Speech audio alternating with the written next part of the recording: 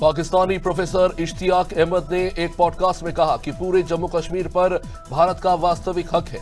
वो कह रहे हैं कि पाकिस्तान का यह दावा था कि जूनागढ़ के शासक मुसलमान हैं, वो पाकिस्तान में आना चाहते थे, इसलिए जूनागढ़ पाकिस्तान में रहना चाहिए। अब यही दलील जम्मू कश्मीर में लागू की जाए तो पाकिस्तान का हक आखिर कैसे बनता है, उन्होंने ये सवाल किया। टेस्ला के शेयरधारकों ने कंपनी के सीईओ एलन मस्क का $1 ट्रिलियन का पैकेज मंजूर कर दिया है। यानी मस्क अगले 10 साल में कंपनी के टारगेट पूरे करने में सफल रहे तो उनकी सैलरी पाकिस्तान की $410 बिलियन, बांग्लादेश की $775 बिलियन, आयरलैंड की 704 बिलियन और स्वीडन की 662 बिलियन और बेल्जियम से लेकर ताइवान तक में समेत कई देशों के जीडीपी से अधिक उनकी सैलरी होगी। मेटा पर आरोप लगा है कि वो अपने प्लेटफॉर्म्स यानी कि फेसबुक, व्हाट्सएप और इंस्टाग्राम के जरिए स्कैम एड्स यानी कि गैर कानूनी कैसीनो, फर्जी निवेश स्कीम्स दिखाकर अरबों रुपए कमा रहे हैं। रॉयटर्स की एक रिपोर्ट के मुताबिक 2024 में इस कंपनी ने कथित तौर पर इन विज्ञापनों के जरिए $16 बिलियन सालाना रेवेन्यू के तौर पर 10% कमाया है। वही अमेरिका टेक्सास में एक महिला को बंधक बनाकर बुरी तरह से टॉर्चर करने के आरोप में 5 लोग गिरफ्तार किए गए हैं। अर्धनग्न हालत में खंबे से बांधकर पीड़िता पाई गई और बताया कि मैं उनके घर आती जाती थी। एक दिन उन्होंने फैसला किया कि अब वह मुझे पसंद नहीं करते और मुझे घर से निकलने नहीं दिया। एक आरोपी के अनुसार वह पीड़िता को इलेक्ट्रिक गन से प्रताड़ित करता था। टेस्ला की एनुअल जनरल मीटिंग में गुरुवार को 75% शेयर धारकों द्वारा कंपनी के सीईओ एलन मस्क के 88 लाख करोड़ यानी $1 ट्रिलियन के पैकेज को मंजूरी दिए जाने के बाद मस्क के नाचने का एक वीडियो काफी वायरल हो रहा है। इसमें पैकेज के अप्रूवल के बाद मंच स्टेज पर टेस्ला के ह्यूमनाइट रोबोट यानी ऑप्टिमस के साथ नाचते दिख रहे हैं। ग्लोबल हंगर इंडेक्स 2025 के मुताबिक 2024 तक वैश्विक कुपोषण का स्तर अनुमानित 67.3 करोड़ लोगों तक जा पहुंचा है। सबसे ज्यादा प्रभावित देशों की अगर बात करें तो इसमें सोमालिया, दक्षिण Sudan, Democratic Republic of Congo, Madagascar, Haiti, Chad, Niger, Central African Republic, Nigeria, Papua Guinea और सीरिया सबसे ज्यादा है। और जर्मनी की एक अदालत ने एक मेल नर्स को इंजेक्शन लगाकर 10 मरीजों की हत्या करने और 27 अन्य को मारने की कोशिश करने के जुर्म में आजीवन कारावास की सजा सुनाई है। वो नाइट शिफ्ट में वर्कलोड कम करने के लिए अधिकतर बुजुर्ग मरीजों को पेन किलर सेडेटिव की इंजेक्शन देता था। उसने दिसंबर 2023 से मई 2024 के बीच घटनाओं को अंजाम दिया। अमेरिकी राष्ट्रपति डोनाल्ड ट्रंप ने प्रधानमंत्री नरेंद्र मोदी को अपना दोस्त बताते हुए कह दिया कि वो जल्द ही भारत की यात्रा कर आने वाले हैं। आगे ट्रंप ने एक बार फिर भारत द्वारा रूसी तेल खरीदना बंद करने का दावा करते हुए कहा कि अमेरिका भारत के बीच जल्द ही ट्रेड डील पर बात बन सकती है।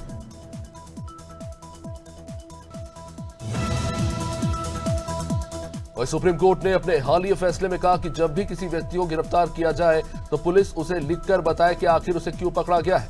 कोर्ट ने कहा कि लिखित सूचना की भाषा ऐसी होनी चाहिए जो गिरफ्तार व्यक्ति को समझ में आ सके। अगर कारण नहीं बताया गया तो गिरफ्तारी अमान्य मानी जाएगी।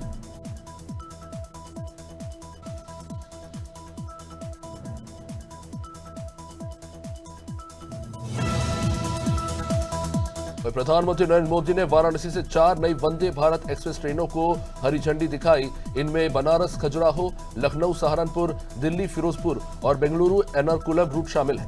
प्रधानमंत्री ने कहा कि ये ट्रेनें कनेक्टिविटी बढ़ाएंगी और यात्रियों को अधिक सुविधा मिल पाएगी।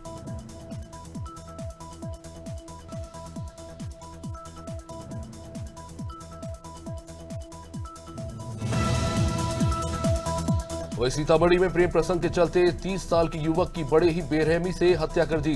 बदमाशों ने युवक की पहले आंखें फोड़ी और फिर गुप्तांग पर चोट के निशान भी पाए गए हैं। मंदिर के पास इस युवक का शव बरामद हुआ है। बताया जा रहा है कि गुरुवार रात दुकान बंद कर वो घर के लिए निकला था, लेकिन वो अपने घर नहीं पहुंचा। रास्ते में ही बड़ी ही निर्ममता से उसका कत्ल कर दिया गया। पन्ना में किसान को खेत की खुदाई में 5 हीरे मिले हैं जिनका वजन 0.74, 0.77, 1.08 और 0.91 और 2.29 कैरेट के ये हीरे हैं जिनकी अनुमानित कीमत 20 लाख से भी ज्यादा बताई जा रही है। हीरो को फिलहाल नीलामी के लिए बाद में रखा जाएगा। अमरोहा में शख्स ने भैंसे शेरा नाम का जन्मदिन धूमधाम से मनाया। भैंसे को जमकर सजाया गया, नोटों की माला पहनाई गई, डीजे पर पार्टी और गांव को दावत तक दी गई। शख्स ने कहा कि शेरा उनके लिए जानवर नहीं बल्कि परिवार का एक सदस्य है।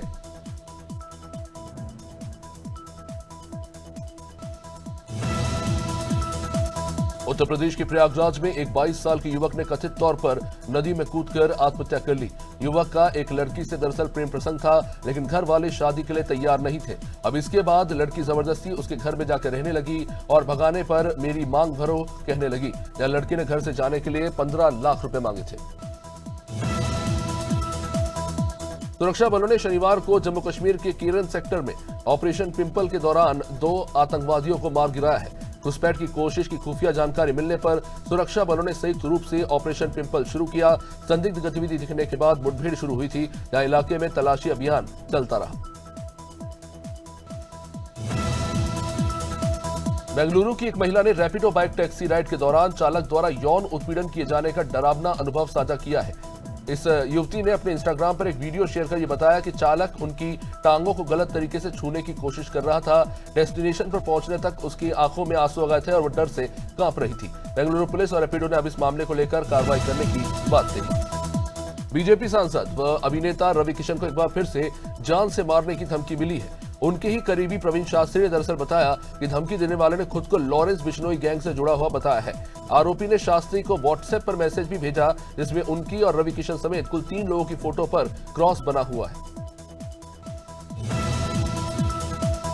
दिल्ली की मुख्यमंत्री रेखा गुप्ता ने बढ़ते प्रदूषण के मद्देनजर दिल्ली सरकार व दिल्ली नगर निगम के कार्यालयों में काम करने के समय में तब्दीली कर दी है, जो 15 नवंबर 2025 से 15 फरवरी 2026 तक लागू रहेगा। जिसके तहत दिल्ली सरकार के कार्यालय सुबह 10 बजे से शाम 6:30 बजे तक खुलेंगे, जबकि नगर निगम कार्यालय सुबह 8:30 बजे से शाम 5 बजे तक खुलेंगे।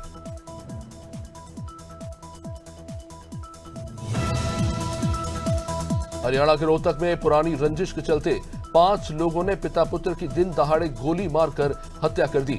आरोपियों ने पहले घर में घुसकर पिता को गोली मारी और फिर घर के बाहर दोस्तों के साथ बैठे हुए उसके बेटे को भी गोलियों से भून दिया।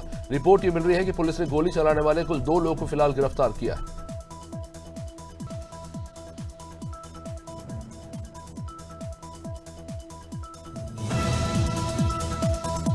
उत्तराखंड सरकार ने ऐलान किया है कि 9 नवंबर को उत्तराखंड राज्य स्थापना दिवस के मौके पर ऋषिकेश के बजरंग सेतु का उद्घाटन होने जा रहा है। यह भारत का पहला ग्लास सस्पेंशन ब्रिज होगा, जो आइकॉनिक लक्ष्मण झूला ब्रिज के स्थान पर बनाया गया है। राज्य सरकार के मुताबिक इस ब्रिज पर लगभग 68 करोड़ रुपए खर्च किए गए। मध्य प्रदेश के शहडोल में नाबालिग बेटे ने अपनी मां की लाठी डंडों से पीट कर हत्या कर दी। पूछताछ में आरोपी ने पुलिस को यह बताया है कि उनकी मां अक्सर उन्हें पढ़ाई के लिए बोलती थी। इन सब से उसने रंग आकर इस पूरी वारदात को अंजाम दिया। रिपोर्ट के मुताबिक मां की हत्या करने के बाद आरोपी 3 दिन तक शव के साथ घर में अकेला बंद था।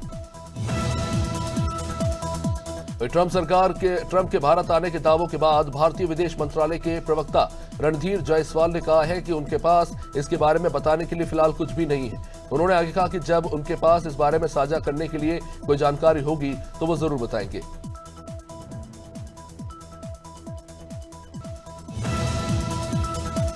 उत्तर प्रदेश के हमीरपुर में पुरानी रंजिश को लेकर दबंगों ने एक साधु के साथ जमकर मारपीट की। रिपोर्ट के मुताबिक आधा दर्जन से भी अधिक युवकों ने मारपीट के बाद साधु के माथे का तिलक मिटाया और फिर उनकी दाढ़ी नोचकर फरार हो गए। यहां पुलिस ने शिकायत के बाद फिलहाल मामला दर्ज किया है और जांच शुरू कर दी है। भोपाल के एमवीएम कॉलेज ग्राउंड में स्वदेशी मेले का शुभारंभ हुआ। इस खास मौके पर मध्य प्रदेश के मुख्यमंत्री डॉक्टर मोहन यादव ने कहा कि आज के दौर में स्वदेशी की बात अत्यंत समसामयिक है। उन्होंने कहा कि कभी भारत दुनिया का व्यापारिक केंद्र हुआ करता था, लेकिन षड्यंत्रों के चलते हमने अपनी स्वदेशी की कीमत चुकाई। स्वतंत्रता संग्राम में महात्मा गांधी जैसे महान नेताओं ने स्वदेशी की भावना को जन जन तक पहुंचाया। बालाघाट की कटंगी थाना पुलिस को एक बड़ी सफलता हाथ लगी है। पुलिस ने 5 नवंबर की रात हुई डबल मर्डर का खुलासा कर दिया है। राजीव सागर परियोजना में चालक पद से सेवानिवृत्त हुए रमेश हाके और उनकी पत्नी पुष्पकला की हत्या के मामले में पुलिस ने चौंकाने वाला खुलासा किया। पुलिस के मुताबिक दंपत्ति की हत्या किसी और ने नहीं बल्कि उनके ही सगे भतीजे और नाती ने मिलकर की। अलीगढ़ के गभाना थाना क्षेत्र के भाकरी गांव के पास एक गौवंश के अवशेष पाए गए, जिसको लेकर इलाके में हड़कंप मचा। अब गांव वालों ने आरोपियों के खिलाफ अब कड़ी कार्रवाई की मांग की है। पूर्व में भी इस क्षेत्र में गौकशी की घटनाएं होती रही हैं। हिंदू संगठनों में इसको लेकर काफी ज्यादा आक्रोश है। यहां पुलिस ने मौके पर पहुंचकर फिलहाल अवशेषों का निस्तारण कराया है। मामले को लेकर जांच जारी है। देवरिया में वांछित अभियुक्तों की गिरफ्तारी के अभियान के तहत पुलिस को सफलता मिली। बिहार के सिवान निवासी पशु तस्कर मुबारक को फिलहाल गिरफ्तार कर लिया गया है। मुखबिर की सूचना पर खरवनिया बंधा के पास पुलिस ने इसकी घेराबंदी की। जब फायरिंग के दौरान आरोपी के पैर में गोली लगी, जो घायल हो गया। गिरफ्तार कर उसे बाद में अस्पताल ले जाया गया। एसपी संजीव सुमन के निर्देश पर कार्रवाई जारी है। कानपुर में रेलवे ट्रैक पर मिली लापता किशोरी दिव्या का शव, जहां कोचिंग के बाद वो अचानक से गायब हो गई थी। शव घर पहुंचते ही इसके बाद कोहराम मच गया। परिवार वाले आरोपियों के खिलाफ कड़ी कार्रवाई की मांग कर रहे हैं। रामपुरा थाना क्षेत्र की उमरी निवासी किशोरी कठौन थाना क्षेत्र के बहादुरपुर गांव में इस वक्त शोक की लहर दौड़ गई है। खंडवा के पंधाना पाडल फाटा गांव के पास दर्दनाक ट्रैक्टर हादसे की खबर सामने आ रही है, जहां पे 8 बच्चियों समेत कुल 11 लोगों की जान चले गई, जिससे पूरे इलाके को झकझोर के रख दिया है। विधायक छाया मोरे ने मृतक परिवार को विधायक निधि से 10-10 हजार की सहायता राशि सौंपी। उन्होंने कहा कि जनप्रतिनिधि का कर्तव्य है दुख की घड़ी में जनता के साथ खड़ा रहना।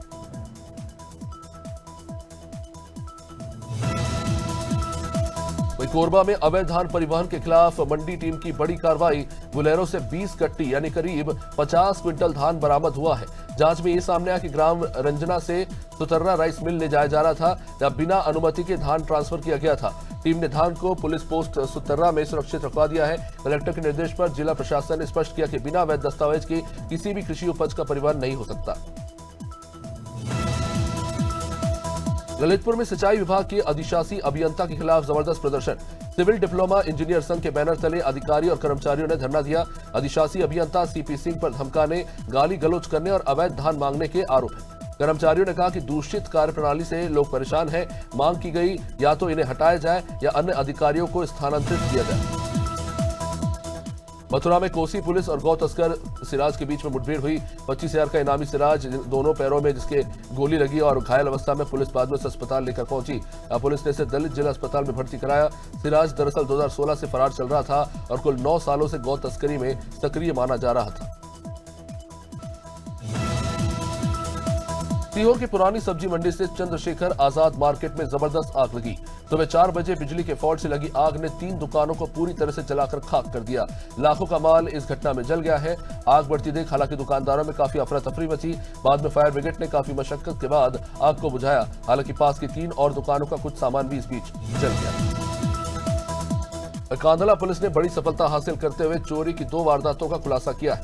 केंद्रावली निवासी कासिम, जिसे गिरफ्तार किया गया। इस आरोपी के पास से लाखों के सोने और चांदी के गहने बरामद किए गए। इसने बबलू राणा और संजीदा के घरों में चोरी की घटनाओं को अंजाम देने की बात कबूल की है। यहाँ पुलिस ने गांव खिंद्रावली नहर पटरी से उसे गिरफ्तार किया।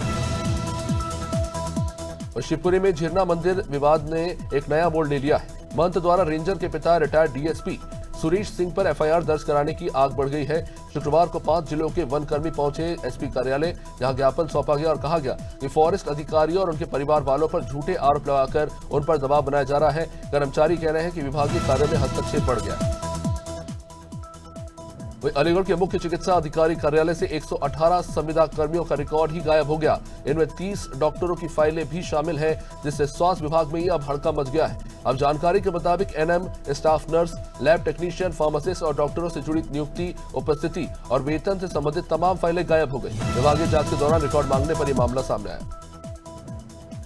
प्रधानमंत्री नरेंद्र मोदी ने वीडियो कॉन्फ्रेंसिंग के जरिए लखनऊ सहारनपुर वंदे भारत एक्सप्रेस को हरी झंडी दिखाकर रवाना किया। अब इस मौके पर स्टेशन पर मौजूद यात्रियों में जबरदस्त उत्साह देखने को मिला। पहली यात्रा में सवार यात्रियों ने ट्रेन की आधुनिक तकनीक और तेज रफ्तार को लेकर अपनी खुशी जताई। यात्रियों ने प्रधानमंत्री मोदी का धन्यवाद किया।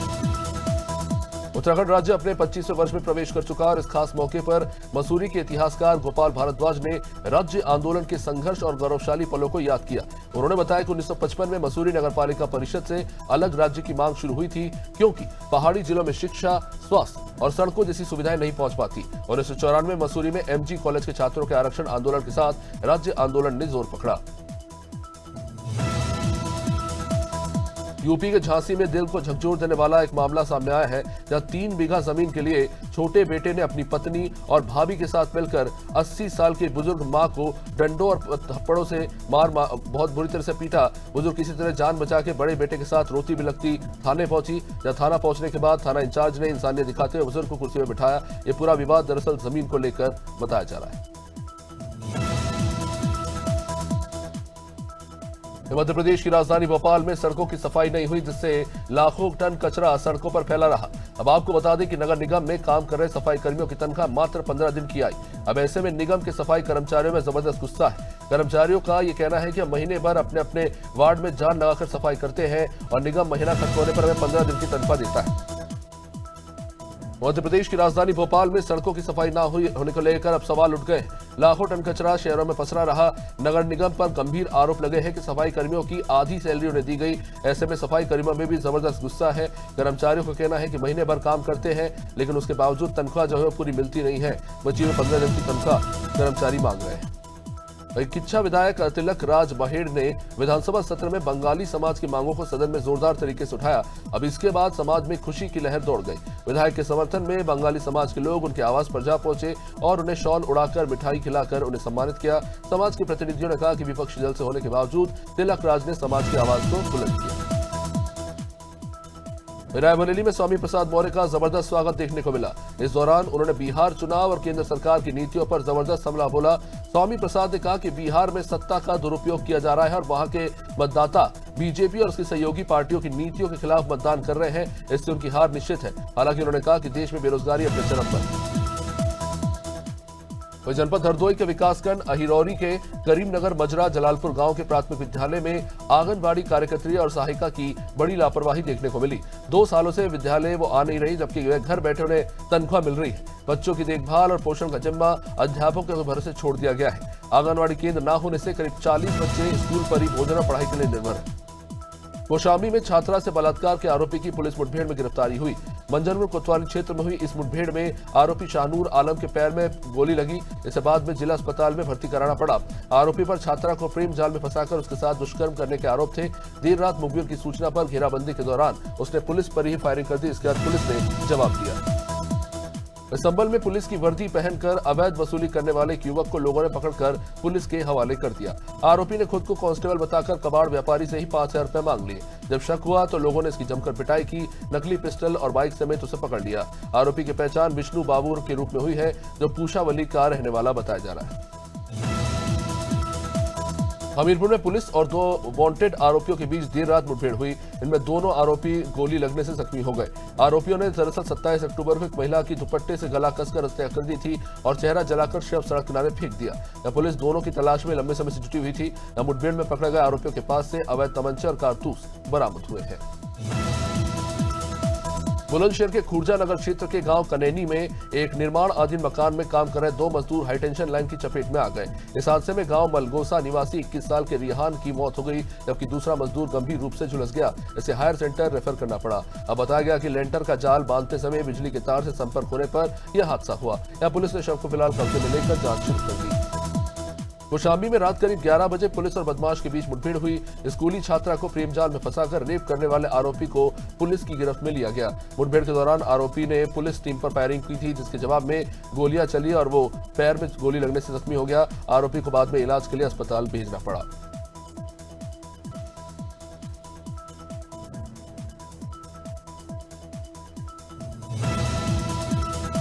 कौशाम्बी के पिपरी थाना क्षेत्र में बुधवार देर रात नशे में धुत 2 सगे भाइयों ने युवक पर चाकू से हमला कर दिया।